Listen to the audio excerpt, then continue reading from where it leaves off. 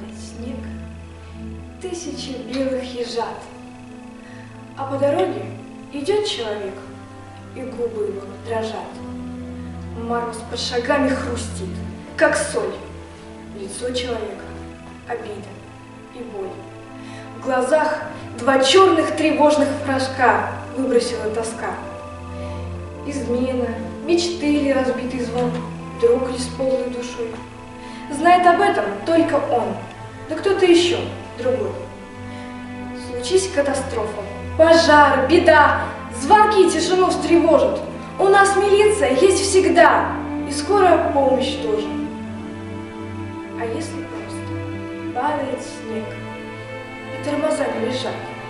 А если просто идет человек, и губы его дрожат? А если в глазах у него тоска, два черных, тревожных флажка?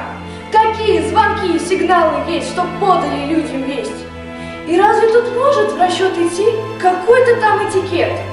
Удобно или нет к нему подойти? Знаком ты с ним или нет?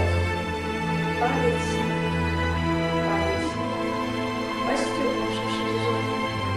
А сквозь метель идет человек, и снег ему кажется черным.